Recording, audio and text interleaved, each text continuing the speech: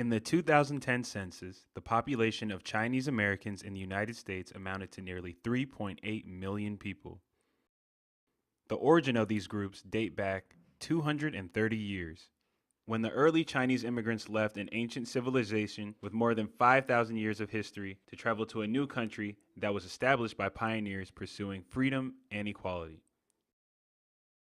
The very first Chinese settlers landed in the United States on August 9th, 1785. Three Chinese sailors traveled on a ship named Pallas that regularly traveled between China and the American East Coast. When was the first large wave of Chinese immigration in American history? And why did so many Chinese people leave the country of their ancestors and make the very hard decision to establish a new life in a country thousands of miles away? Before the British government broke into the Chinese market through the Opium War, the Qing dynasty, which was the last imperial dynasty of ancient China, appointed Canton, a city in the Guangdong province, as the only port of foreign trade. For thousands of years, because of a favorable natural condition and constant interaction with foreign merchants, Canton was more progressive than any other city in China, and therefore less locked into cultural stereotypes. This also explains why almost all of the early Chinese immigrants were young and less educated males from the Guangdong province. After China lost the First Opium War, the Qing government not only had to open more ports for foreign trade, but also pay massive indemnities under the Treaty of Nanking. Not surprisingly, the incompetent and corrupted Qing government shifted the burden of unfair indemnities to its peasants, obliging them to pay increased taxes. One natural disaster after another, and heavy taxation finally resulted in a series of bloody rebellions. The greatest and most serious one was of the Taiping Rebellion, which lasted from 1850 to 1864, under the leadership of Hong Xiaoqian, an unsuccessful civil service candidate from Guangdong province. On the one side, Taiping troops exploited millions of peasants wherever they occupied the city, and on the other side, the Qing government took revenge on these innocent peasants. The eagerness to leave China was stronger than it had ever been. In 1848, when a Chinese resident in California informed one of his friends in Canton about the discovery of gold through a letter, the exciting news spread quickly through the whole region. In the Guangdong province, the dream of getting rid of poverty was ignited by Gold Mountain.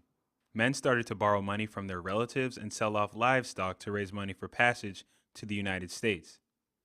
From 1851 to 1860, records indicate that 40,400 Chinese people flocked to California to search for gold. For those people who were lucky enough to find gold, some returned to their hometown and became landlords, while others decided to stay in America and run their own businesses. However, a majority of them found nothing but failure and heartbreak, only to die lonely in an alien country. Nevertheless, apart from making money through hard work and good fortune, some Chinese offered life service by providing their countrymen with home cuisine. The laundry business also emerged during the gold rush. Although the laundry work seemed tedious and difficult for local people, industrious Chinese men saw the potential in San Francisco.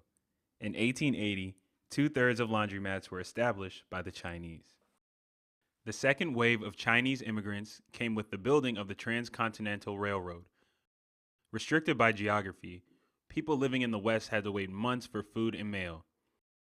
In 1862, the Central Pacific Railroad Corporation won the contract to lay the tracks eastward from Sacramento, California, to Promontory, Utah. At first, only 50 Chinese laborers were hired. However, as they found these Chinese workers were cheap, intelligent, skillful, highly disciplined, and easy exploitable for labor, the Central Pacific went to China to recruit new laborers, especially men in the Guangdong province. In 1868, China and the U.S. government even signed the Berlin Treaty, which liberalized immigration restrictions from one country to another. At the peak of railroad construction, more than 11,000 Chinese men were employed by the Central Pacific.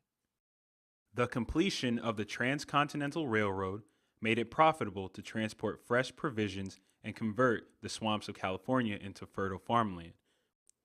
Lacking sufficient techniques and courage to reclaim the Sacramento San Joaquin Delta, American landowners hired experienced and skillful Chinese laborers to complete this challenge. 5 million acres of delta reclamation was achieved at the cost of many Chinese dying from disease, infection, floods, and overwork. Eventually, these two projects helped establish the rise of California. Since the Civil War abolished slavery, Southern plantation owners were eager to find substitutes for former black slaves. In the United States, white people bore in mind that Chinese, as well as blacks and Native Americans, were inferior races. As newspapers continually reported, Chinese laborers were docile and industrious.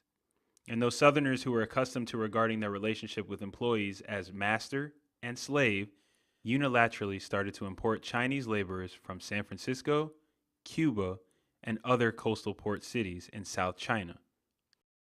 From 1869 to 1870, 2,000 Chinese laborers gathered in the South to work for plantation owners. Unexpectedly, these Chinese laborers had learned how to negotiate with their employers and hired lawyers to file lawsuits due to the fact that Chinese were more protected by law in the South than in California. In addition, post-war federal government prevented Chinese workers from being exploited by Southerners. By 1915, most of the Chinese workers terminated their contracts and moved to cities like New Orleans. Soon, Chinatowns appeared along the East Coast, and Chinese laundromats were everywhere.